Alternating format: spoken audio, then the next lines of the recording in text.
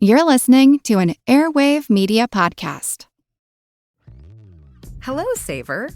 Whether you're saving for that trip to the tropics or saving for an emergency, now is the time to take advantage of Wells Fargo's savings options. Wells Fargo offers savings accounts that can help you save towards your goals. So, what are you saving for? Visit a Wells Fargo branch or wellsfargo.com/save to open a savings account today. Wells Fargo Bank, N.A., member FDIC. It's a long way to Tipperary. It's a long way to go. It's a long way to Tipperary, to the sweetest girl I know. Hello everyone, and welcome to History of the Great War, episode 53. This week, I would like to invite everybody who listens to this episode over to the Facebook page of the show at facebook.com/historyofthegreatwar. I try to post interesting information from time to time, generally relating to the episodes, so come check it out. In this episode, we will be continuing our discussion about the French and British offensives in fall 1915. Last week, we covered the French attacks in Artois and Champagne from September and October, both of which we classified as failures. While the French were attacking these two locations, they were joined by the British, who were attacking near the village of Loos. Joffre had been adamant that the British join in the attacks of the French from the very beginning, and in episode 51, we talked about how he made that happen. What I didn't fully realize until just recently was the position this battle occupies in popular history. The 100th anniversary of Loos was about a week ago, and I read through several stories and a plethora of comments online discussing how the British were dragged into the offensive by the French, almost against their will. I thought I might address this before we talk about the action at hand. The French had certainly sought the help of the British, but I don't see any instance where they were putting any more intensity into their requests than from any other allies talking to their other allies during the war. The French had upped the pressure during the summer, but not more than should be expected from any alliance in wartime. The war was a year old, and the French contribution to this point in the war was far greater than the British contribution, especially if you are looking at the Western Front. Another factor in favor of attack was that a part of the British leadership, including the commander of the British Army, Sir John French, were spoiling for another attack. While the location of the attack wasn't perfectly what the British leadership wanted, they certainly weren't unwilling to join in the attack. I believe this is an example of trying to find somebody to blame for failures, which there were many of in fall 1915. There are many different options when it comes to assigning blame for the failures at Loos, but I'm not sure the French are the right targets. And with that, I will get off my soapbox, and we will jump into the build-up to the battle.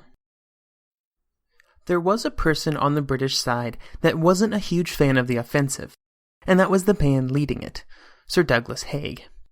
His First Army would be carrying out the attack, and he had several concerns, most of which revolved around the artillery situation of the First Army. In Haig's mind, the First Army didn't have enough heavy artillery or enough ammunition for that artillery in general to really do what they were supposed to do.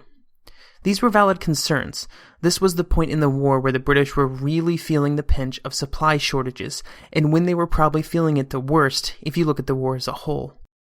The British industry just wasn't producing enough shells to keep up with the demand of the army, and through the summer they found it difficult to catch up and sort of create a stockpile for the fall offensives. To put these things in a bit more perspective, we have spent almost an entire episode discussing Austria-Hungary's economic and manufacturing challenges, and even they were producing more shells than the British.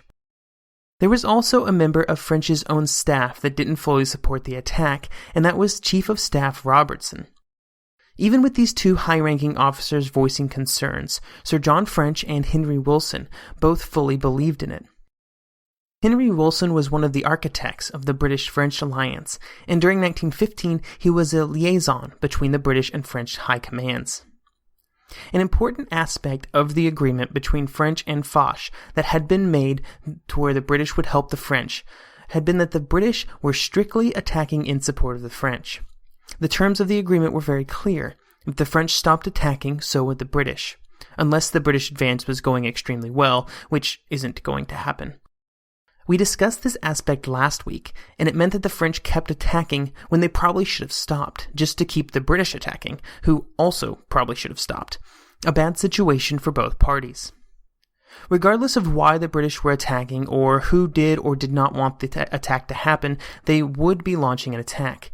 And where they would be launching it was between Loos and La Bassée, with the goal of punching through the German line and cutting off a few railways behind the front that the Germans used to move troops and supplies back and forth along the front lines.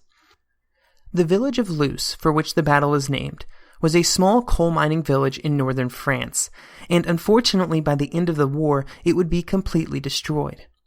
The shelling during the Battle of Loos and other actions in 1915 resulted in it being a pile of rubble by the end of the year. And more action over the last half of the war just ground that rubble into dust. Such was the fate of villages caught between the lines. The First Army would be executing the attack, specifically the 4th and 1st Corps of the First Army, commanded by General Rawlinson and Gough respectively. The two corps were comprised of 6 divisions, which is a paltry number when compared with the number of troops the French were using for their attacks. Fortunately for the British, they were just facing 1 German division in their attack. The British knew that they would have a numerical superiority, although maybe not 6-1. But even with this advantage, General Rawlinson did think that the chances of the 4th Corps were not very good. I will quote him here.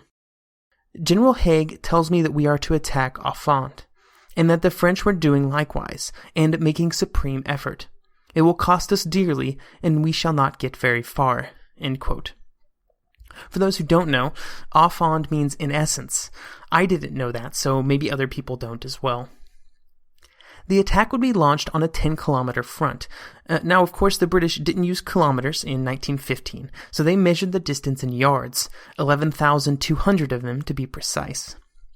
And before this attack, there would be a 4-day bombardment, which would include the use of gas, for the first time on a large scale for the British. The gas that they would be using was chlorine gas that would be delivered via large cylinders at the front, with the hope that the clouds of gas would be carried over to the German lines by the wind. There were 5,000 cylinders in total, spread along the front, which totaled 50 tons of gas. That sounds like a lot of gas. 50 tons, 100,000 pounds, but in this case it really wasn't. Loos would take place months after the first gas attack on the Western Front at Ypres, and during that time both sides had readied themselves for further gas attacks.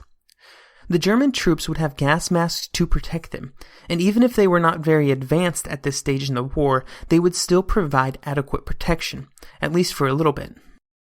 Based on captured examples, the British knew that the masks would be effective for about 40 minutes, at which point the filtering mechanism would be overwhelmed by the gas. And this time, 40 minutes, is why 50 tons of gas wasn't very much. The problem is that it wasn't enough to cover the German lines for more than 40 minutes, under anything but the absolute perfect weather conditions. So the British had to improvise. First, they decided to turn the gas on and off, hoping to prolong the effect of the gas, but the concentration would be reduced. But it was hoped that by spreading it out, it would hopefully help. The second improvisation was the use of smoke candles to make the Germans believe that the gas was continuous. Nobody, on either side, would risk taking their mask off with anything even sort of looking like gas floating around, so the British hoped that by making sure that the Germans kept their masks on, it might hinder their fighting ability when the British troops finally attacked. Anybody who has worn chemical warfare gear, even the latest and greatest, can tell you that having to fight for extended periods with it on can be pretty rough. Neither of these improvisations by the British were ideal, and the entire plan to use gas would be a problem for the British as the battle approached, mostly due to the weather. All of the preparation on the front, from the greater artillery concentration to the gas being brought up to the front, couldn't go unnoticed by the Germans, and they were continuously improving their defenses throughout the summer. Like on other parts of the front, they put special emphasis on the second line of trenches. These new trenches were either created where none existed, or they were strengthened where they did exist. The Germans also brought in more heavy artillery and sighted it to have the greatest possible effect. All of this was designed on the new defense in depth paradigm. The first line was just there to slow the attackers down. The second line was designed to actually stop them. As the day of the attack drew closer, Sir John French knew what was on the line. Quote, "Whatever may happen, I shall have to bear the brunt of it. And in cricket language, they may change the bowler." End quote. Sir John French knew that support for his command was waning back in London, and it was completely possible that another failure would result in a change of command. You will just have to wait and see if he is correct. A few days before the attack began, Kitchener appeared near the front to congratulate the soldiers that would take part in the opening attacks. He discussed the honor that was being put on them by being in the opening thrust. I'm sure this was a morale boost for the troops before the attack, although I doubt it helped much once the ball got rolling. 4 days before the attack, on September 21st, the artillery fire began, and for 4 days and 4 nights, the constant fire continued.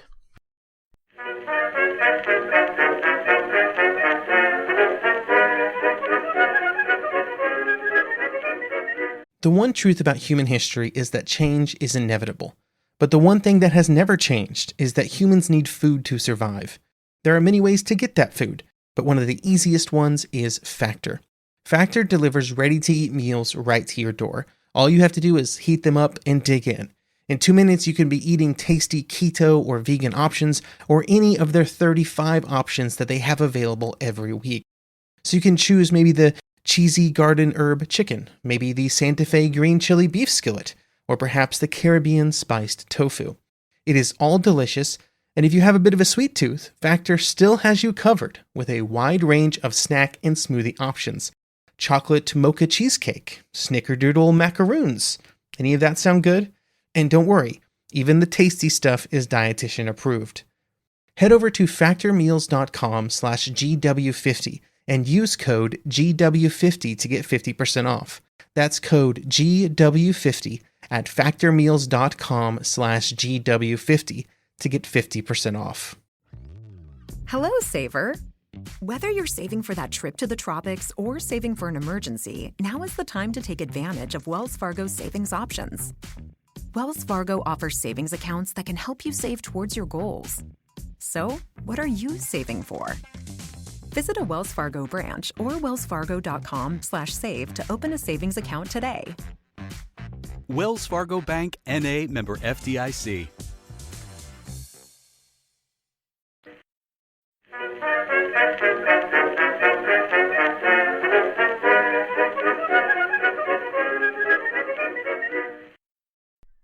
As the hours ticked down, the question of the weather grew in importance in the mind of the British leaders. Haig was very worried. An extremely specific set of weather circumstances was required to properly utilize the British gas, and the forecast was uncertain on whether or not they would be present for the battle.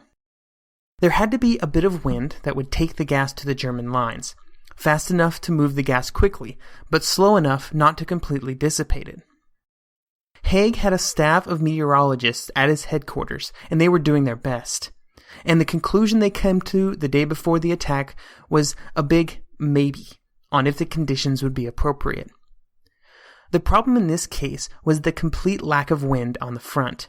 If the gas was released with the stagnant air, it would just sit over the British lines. Hour by hour, the conditions were continuously watched, and 12 hours before the attack, nobody knew what the situation was going to be. However, at 9 p.m., and just 9 hours before the gas was to be released, all signs pointed to good conditions. It was also at 9 p.m. that the final order went out to the commanders at the front that the offensive was going to happen, but this order did not contain definitive information on the gas situation. At 3 a.m., the time for the gas release was pinpointed for 5:50 a.m., and over the next 3 hours, I'm sure everybody anxiously watched the wind, every gust in the wrong direction causing them to hold their breath.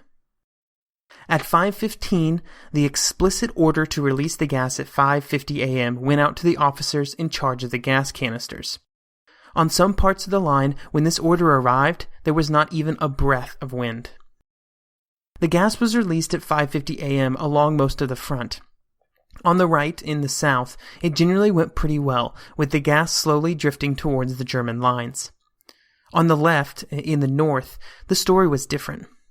In some areas, it didn't move at all, and it just sat in front of the British lines. In some areas, the wind was blowing completely in the wrong direction, and it blew back over the British lines. In the real war, there are reports of officers in the 2nd Division refusing to release the gas due to the lack of wind on the front, and they continued to refuse until direct orders were delivered from their commanders. Overall, even on the parts of the front where the wind took the gas in the right direction, the results were disappointing at best. When it did reach the German lines, it reached it slow enough that the soldiers were able to easily put on their gas masks to protect themselves. In the areas where it didn't reach the German lines, it was a serious problem for the attacking British. Even when it didn't blow back over their own lines, it would just sit between the lines, which meant that the British would have to attack right through it. This was the worst situation for the British soldiers moving forward. They were protected by their P gas masks, so they weren't in any real danger. But wearing the masks made it hard to see, hear, and breathe as they charged forward. There is a saying that if you cannot see, you cannot fight, if you cannot hear, you cannot fight, and if you cannot breathe, you cannot fight. And the British, moving across no man's land in their gas masks, were having problems doing all three of them. Corporal Henry Laporte would have this to say about his movement forward, quote, "I remember having difficulty in breathing and just stumbling along," end quote. Lieutenant H.G. Picton Davies was part of the front where the gas worked as expected, and this is his quote about how things went. Quote, "At 5:30 a.m. the gas was released. On the front of our division, the wind was in the right direction and the right strength. The gas went over well. When the cylinders were exhausted, a smoke screen was put down. The trenches were bridged over with duckboards, and the infantry, wearing their gas masks, went over at 6:30 a.m." End quote. The results of the first British attacks were wholly dependent on the gas situation on each part of the front. On the right, the 47th and 15th Divisions did quite well, and it was here that the gas performed as expected. The village of Loos itself was captured, along with Hill 70, which was an important landmark in the region. As you move north along the line, the successes taper off as the result of the gas becoming less and less effective, and this directly correlated to how good the advances went. The 1st Division in the British center was slowed down by the gas sitting in no man's land and didn't achieve their objectives. On the far left, the 7th and 9th Divisions had to fight through the clouds of chlorine before fighting through the Germans. They made a little progress, but nowhere near what was hoped, or as much as they could have under better circumstances. Even in their most successful areas on the right, the British ran into the same problems as the French had in Champagne. They moved over the first line of German trenches easily enough. The lines were completely obliterated by artillery. It is interesting, actually, to see the artillery for the British and French learning so much in less than a year. In the first battles of 1915, they had failed to even cut the first set of wire, and now they were easily able to cut it to ribbons. Part of this was just the sheer volume of fire, but part of it was also learning the proper type of ammunition and the correct bombardment patterns to have the greatest effect. The British infantry, having gotten through the first line of trenches, ran into the second line, and here, just like in Champagne, they began to bog down, and they came to a complete stop. There were a few isolated incidents of British troops forging their way through the second line and occupying it for a short amount of time, but all of these instances were the exception and not the rule. Where it did happen, the troops found themselves without a way to get any kind of support. They were often at the maximum range of their artillery support and right in the perfect spot to be blasted by the German guns. With the attack stopped at the second line of trenches, the question at the front became, where were the reserves, and when would they be arriving? And with that question, we arrive at the biggest criticism of the British commanders during the battle. During the attack, Haig had committed all of his troops, with very few corps and army-level reserves ready to be utilized. Haig was completely dependent on the reserves controlled by Sir John French, reserves that would move into the attack at Haig's request. The two divisions that were available were the 21st and the 24th, both of the new army. These troops were very green, having almost no combat experience, but they were still able to, maybe, do some damage, if they got to the front. Haig's entire plan was predicated on getting these troops forward to the point of need as quickly as possible, to beat the German reinforcements to the point of possible success. It would be the only way for the First Army to keep the attack going, and unfortunately for everyone involved, they were stationed too far away to be able to provide the necessary support. The two divisions were around 15 miles from the front, and they moved forward as soon as they got the order, but it was going to take a while to move these 15 miles.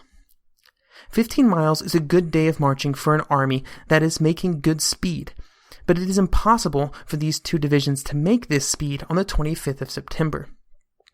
There were only so many roads to the front, and most of them were narrow country dirt roads that were full of other traffic. This traffic included wounded men in ambulances being evacuated, ammunition trains moving forward to the guns, supply trains moving forward to bring food, ammunition, and everything else that is needed by an army to keep it going in the attack. All of these things were moving along the same roads, often in different directions.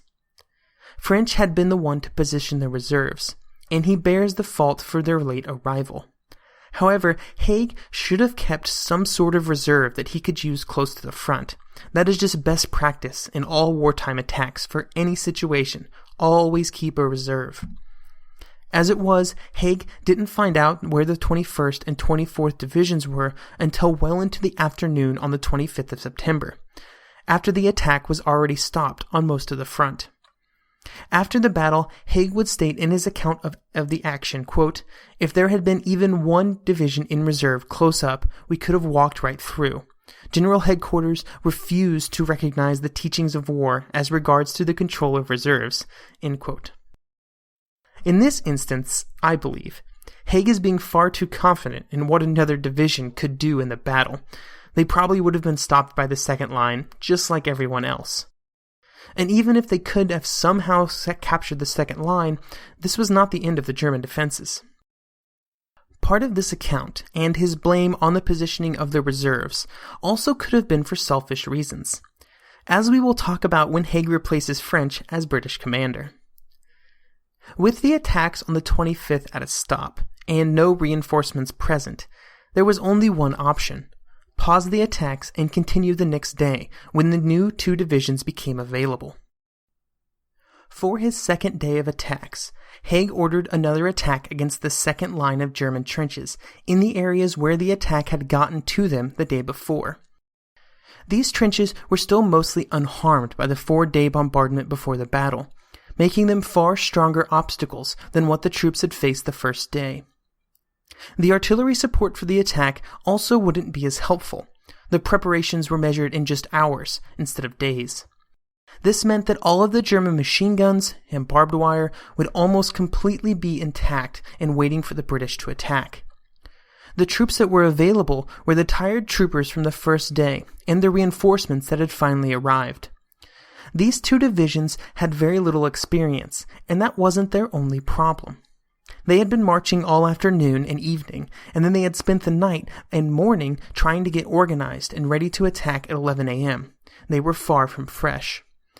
Tired troops and intact defenses are a recipe for a complete disaster. And instead of going through the events of the attacks of the 26th, I will just give 3 quotes of the attack, 2 from the German side and then 1 from a British soldier. The first quote is from To End All Wars by Adam Hochschild, where he quotes an unnamed German soldier, where the soldier describes the columns of British attacking through no man's land.